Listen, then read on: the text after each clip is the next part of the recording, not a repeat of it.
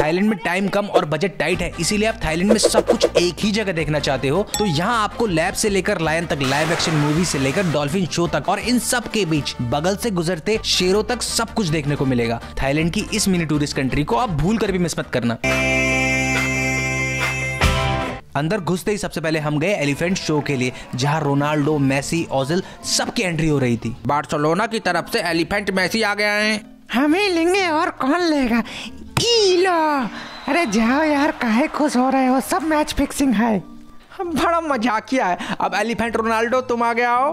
लो गोल, लो हो गई बराबरी एज यूजुअल। उसके बाद हमने की लैब विजिट, जहां अंदर जाते ही जानवरों की खाल उधेड़कर उनको पापड़ की तरह सुखाने के लिए रखा गया था। बेचारों की सिर्फ हड्डियां ही बची थी। डायनासोर नहीं, ऑस्ट्रिच है। Thanks, love you. चिड़ियाओं की मैन्युफैक्चरिंग तो असल में यहाँ हो रही थी, अंडे से लेकर फुली ग्रोन बर्ड तक सब यहीं हो रहा था। इस बच्चे को मारने के लिए पंजे शार्प कर लेता हूँ। मजाक कर रहा था।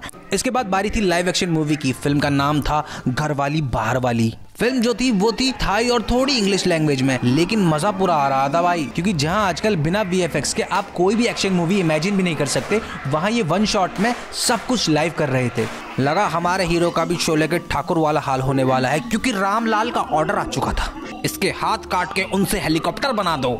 अब उनका दिल तो ऐसे धक धक कर रहा था, लेकिन नहीं जी, अपना हीरो तो थाई हीरो है, जो कि दिन में हीरो और रात में हीरोइन बन के घूमता है, तो छूट गया वो भी बहुत आराम से। इतने खतरनाक हालात में भी इस लड़की ने अपने नहाने का टाइम निकाल लिया था। मैंने इतनी प्राइवेसी में पहले किसी को नहाते हुए नहीं देखा। छुप के लड़की को नहाते देख एक लड़का पकड़ा गया। मुझे लगा सिर्फ बांधेंगे, लेकिन पादेंगे ये नहीं पता था, वो भी इतना जहरीला कि लड़का पलक झपकते ही कंकाल में बदल गया। मूली के पराठों में अजवाइन ना डालने पर यह आदमी बहुत खुश था। हीरो छूटते ही एक्शन मोड में आ गया था, और फिर क्या था, बाहर वाली ने उसे एज यूजुअल धोखा दे दिया।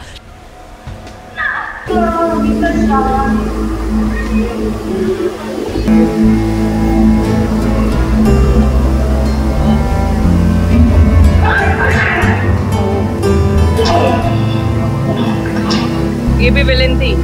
ये बड़ी अच्छी बात कही आप। लेकिन तभी एंट्री हुई घरवाली की, जिसने अपनी सुहाग की रक्षा के लिए दुश्मनों को पानी चढ़ा दिया था। और ये सबक उन सब के लिए है जो घरवाली के होते हुए बाहर वाली ढूंढने थाईलैंड आते हैं।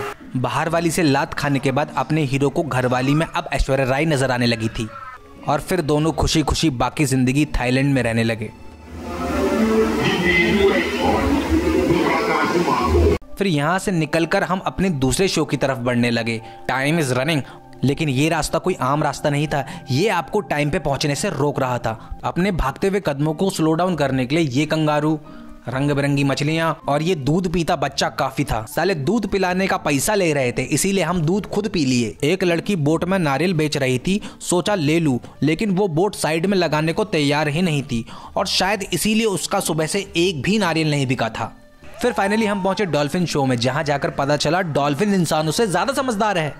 हैया हैया हैया कर सकते हो, वो भी पानी में। मच्छी कौन चुरा के खाया? हम खाए। पूल में सुसु कौन किया? हम किए। थोड़ी देर आप भी डॉल्फिन शो का मजा लीजिए, वो भी फ्री में।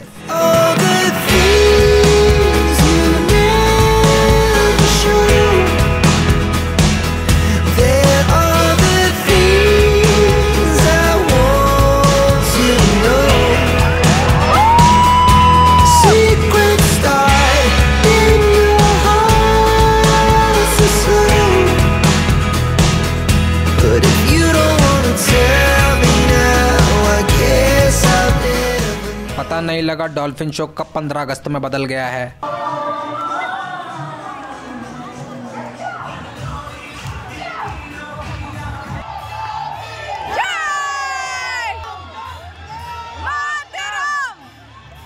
लगा अब निकलने का टाइम आ गया है। फिर निकले हम अपनी बोट राइड की ओर, और मैं बता दूं ये सब कुछ इसी सफारी वर्ल्ड के अंदर था। यहाँ बिना हाथ के तोते एक दूसरे की पीठ खुजाकर लोगों को भाईचारे की मिसाइलें दे रहे थे। रास्ता और खूबसूरत होता जा रहा था। रास्ते में पड़ा पुल, और उस पुल के पार थी हमारी बोट जो हमें घुमाने वाली थी जंगल के बीचों बीच से, जहां हम थाईलैंड की प्राचीन सभ्यता से रूबरू होने वाले थे। जहां इंसानों और जानवरों को पत्थर में बदलने का श्राप मिला हुआ था। पहले सोचा अपने पवित्र हाथ छू के इन्हें आजाद कर दूं, लेकिन इनकी ये गंदी हरकत देख के सोचा ठीक ही किया है जिसने भी किया है। कुछ जानवर श्राप से मुक्त हो चुके थे, इसीलिए उनको पिंजरे में रखा गया था। तो आप थोड़ी देर इस छोटी सी बोट राइड का मजा लो।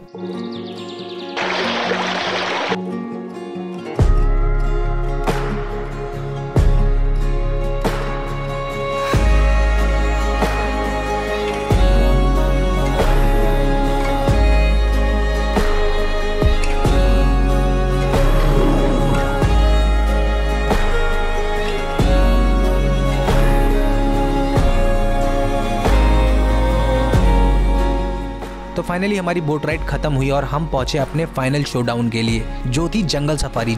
जंगल सफारी के लिए आपको एक बंद गाड़ी में बैठा के ले जाया जाता है, जहां आपको लायन, टाइगर, ज़ीब्रा सब देखने को मिलेगा। तो गाड़ी के शीशे थोड़ा बंद रखना और ये वार्निंग ड्राइवर आपको बीच बीच में देता रहेगा।